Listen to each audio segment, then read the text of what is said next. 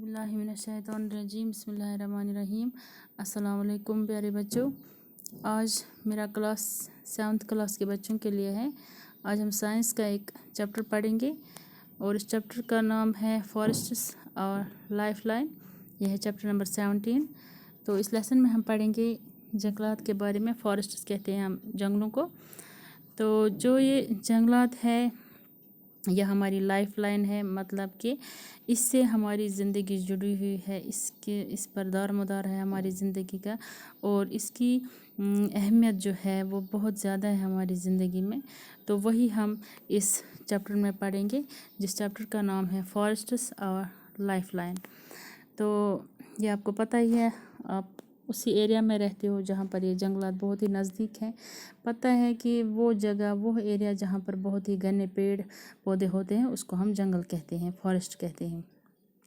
और इसमें बहुत सारे जानवर भी रहते हैं, बहुत सारे पेड़ पौधे भी होते हैं, मुख्तलिफ़ किस्म के छोटे बड़े और माइक्रो ऑर्गेनिज़म्स भी होते हैं। छोटे छोटे कीड़े जो हैं छोटे छोटे, वो भी इसमें पाए जाते हैं। और जो ये फॉरेस्ट्स हैं, जो ये जंगलात हैं, ये घर भी है बहुत से लिविंग बींग्स का। जो जानदार चीज़ें हैं उनका ये घर है, उनका ये हैबिटेट है। मतलब इसमें बहुत से पेड़ पौधे हैं, बहुत से जानवर रहते हैं जिनको हम जंगली जानवर कहते हैं, या माइक्रो ऑर्गेनिज्म छोटे छोटे कीड़े, छोटे छोटे ऑर्गेनिज्म जो हैं वो इसमें रहते हैं।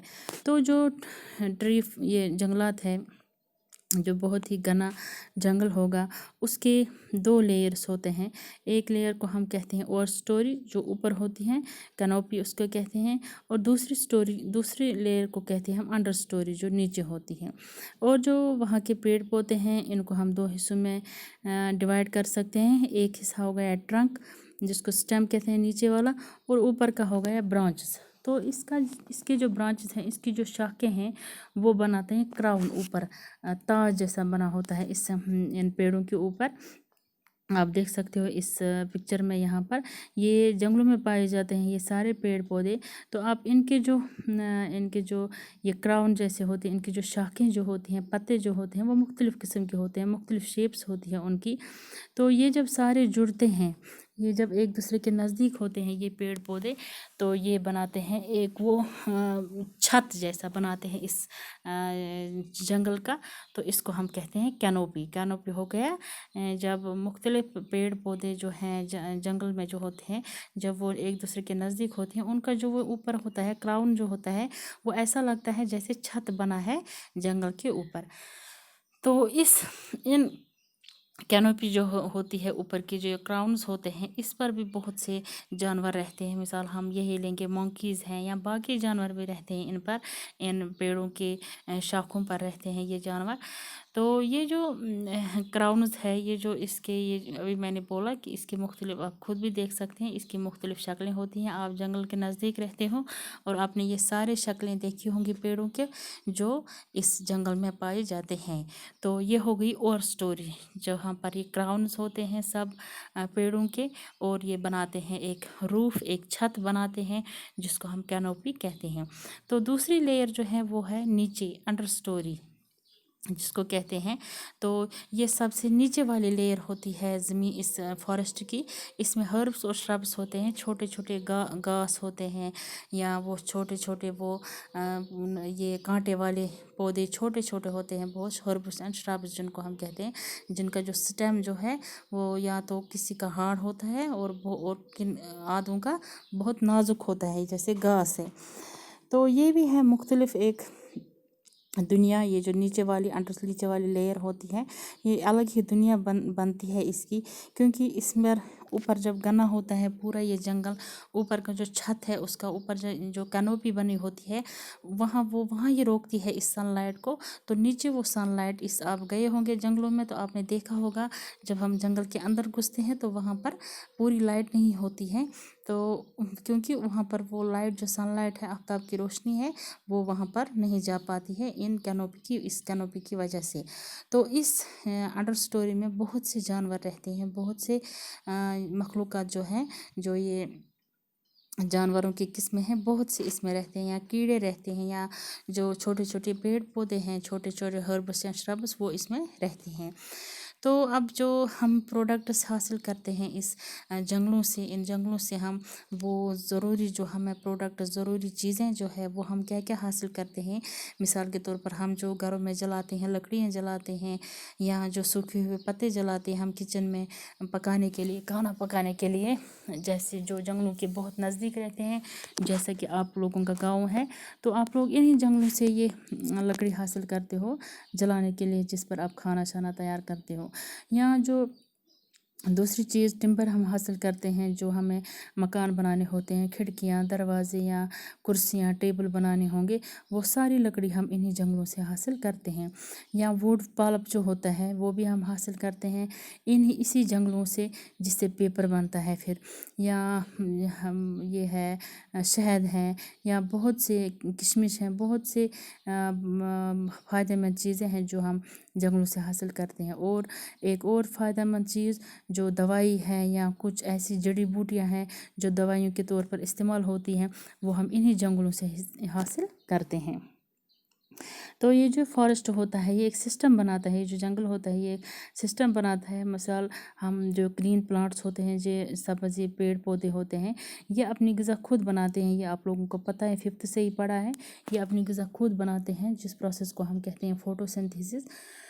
تو یہ جو ہربیور جو ہوتے ہیں، تو وہ اپنا جو غذا ہوتا ہے وہ سیدھے کھاتے ہیں کن سے؟ ڈائریکٹ. وہ گرین پلانٹس کھاتے ہیں. ہربیورس ہو گئے وہ جانور جو صرف پلانٹس کھاتے ہیں، اور میٹ شیٹ نہیں، گوشت ووشت نہیں کھاتے ہیں، وہ صرف گرین پلانٹس کھاتے ہیں، تو وہ ڈائریکٹلی کھاتے ہیں. اور جو کارنیورس ہوتے ہیں یہ پھر ان ہربیورس کو کھاتے ہیں، ان جانوروں کو کھاتے ہیں. یہ صرف گوشت کھانے والے ہوتے ہیں، تو یہ ان جانوروں کو کھاتے ہیں جو پیڑ پودے کھاتے ہیں. تو اس طرح سے یہ چین بنتی ہے. جیسے یہ ادھر دکھائی ہے گراس کو ڈیئر کھاتا ہے، اور ڈیئر کو پھر لائن کھاتا ہے. اس کا مطلب ہے جو یہ ڈیئر ہے یہ ہربیورس ہے، اور لائن جو ہے یہ کارنیورس ہے. یہ پھر ڈیئر کو کھاتا ہے، یہ ماز کھاتا ہے، گوشت کھاتا ہے. تو اس کے بعد جب کوئی جانور یا کوئی پودا ادھر سوکھ جائے گا، یا کوئی جانور مر جائے گا، تو اس کے جو وہ مرنے کے بعد یا پودوں کے سوکھ جانے کے بعد وہاں کچھ رہتا ہے، اس کا ہڈیاں رہ جائیں گی جانور کی، یا پیڑ پودوں کے شاخیں رہیں گے، سوکھے پتے رہیں گے، سوکھی جڑیں رہیں گے. تو بہت ٹائم تک یہ سڑتے ہیں اس جگہ پر، اور اس جگہ پر پھر اس کو یہ چیزیں جو ہوتی ہے یہ پھر سڑ جاتی ہیں. سڑ کر اس کو وہاں پر مٹی بنتی ہے، مٹی کے ساتھ مکس ہو جاتا ہے. اس پروسیس کو کہتے ہیں ہم ڈیکمپوشن. تو اس ڈیکمپوشن کس سے ہوتی ہے؟ چھوٹے چھوٹے کیڑے جو ہوتے ہیں وہی یہ کرتے ہیں یہ ڈیکمپوشن. تو اس ڈیکمپوشن میں یہ ہوتا ہے کہ جو بھی یہ چیزیں ہوتی ہیں یہ واپس جاتی ہیں اسی نیچر میں، اسی زمین میں یہ واپس جاتی ہے. تو جب یہ جو مرے ہوئے جانور ہیں یا سوکھے ہوئے پیڑ پودے ہیں، جب یہ سڑ جاتے ہیں تو وہاں پر ایک یہ سوائل مٹی جیسے بنتی ہے، مٹی جیسی چیز بنتی ہے اس ڈیکمپوشن کے بعد، جس کو ہم ہیومس کہتے ہیں. یہ ہیومس جو ہوتا ہے یہ اس زمین کو بہت زرخیز بناتا ہے. تو کیونکہ جو جنگل کی جو اوپر تہ ہوتی ہے، اس اوپر کی سطح ہوتی ہے، اوپر لیئر ہوتی ہے، وہ بہت زرخیز ہوتی ہے، کیونکہ اس میں یہ ہیومس موجود ہوتا ہے. پتہ نہیں کتنے جانور مرتے ہوں گے جنگلوں میں، جن کی پھر ہڈیاں ادھر سڑتی ہیں، یا ان کا جو جسم ہے وہ سڑتا ہے ادھر، یا کتنے پیڑ پودے سوکھ کر ادھر سڑ جاتے ہیں. تو وہ سارا مکس ہو جاتا ہے اسی مٹی کے ساتھ، وہاں کی سوائل کے ساتھ. تو اس سے یہ وہاں کی سوائل زرخیز بن جاتی ہے. تو دوسرا جو ہے اس فارسٹ کا کام، ان جنگلوں کا کام یہ ہے کہ یہ ہمارے ماحول کو بچاتے ہیں. کیسے بچاتے ہیں؟ آپ کو پتہ ہے کہ جب ان پر سن لائٹ پڑتی ہے تو یہ ساری سولر انرجی جو آفتاب کی انرجی ہوتی ہے وہ ان پر پڑتی ہے.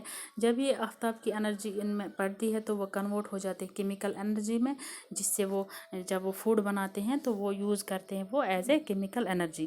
تو جب یہ سولر انرجی یہ جب باقی جو جانور یا کوئی بھی جانور جو پیڑ پودے کھانے والا ہوگا، وہ جب یہ پیڑ پودے کھائے گا تو یہ جو سولر انرجی ہوتی ہے ان گرین پلانٹس میں یہ ٹرانسفر ہوتی ہے، یہ جاتی ہے کن میں؟ انہی لیونگ بینگس میں، انہی جانوروں میں. तो और जो ग्रीन प्लांट्स होते हैं, वहाँ के पेड़ पौधे जो होते हैं, बहुत सारे पेड़ पौधे होते हैं जंगलों में, तो वो जो कार्बन डाइऑक्साइड होता है जो हम इंसान छोड़ते हैं बाहर वापस छोड़ते हैं, या जो लिविंग थिंग्स हैं, ऑर्गेनिजम्स हैं, वो वापस छोड़ते हैं ड्यूरिंग ब्रीथिंग, जब हम सांस लेते हैं, तो ये वही पेड़ पौधे अपने अंदर एब्जॉर्ब करते हैं और वहाँ से ऑक्सीजन छोड़ते हैं। तो इस तरह से ये जो पेड़ पौधे हैं ये एक बैलेंस रखते हैं, एक ये तवाज़ुन बरकरार रहता है, कायम रहता है कार्बन डाइऑक्साइड और ऑक्सीजन के दरमियान। ना ही ऑक्सीजन ज़्यादा हो जाता है और ना ही कार्बन डाइऑक्साइड ज़्यादा हो जाता है। लेकिन ये तभी मुमकिन है जब हमारे जो ये जंगल हैं ये घने होंगे, इनमें पेड़ पौधे मौजूद होंगे, तभी ये जो बैलेंस है, जो तवाज़ुन है कार्बन डाइऑक्साइड का और ऑक्सीजन का, ये या जो माहौलियाती तवाज़ुन है ये बराबर रहेगा, ये बिगड़ेगा नहीं जब इसमें ये सारे पेड़ पौधे मौजूद होंगे। तो बच्चों फ़िलहाल आज के लिए इतना ही, इंशाल्लाह इससे आगे हम कल पढ़ेंगे। तब तक के लिए आप खुश रहें, सलामत रहें। अल्लाह हाफ़िज़।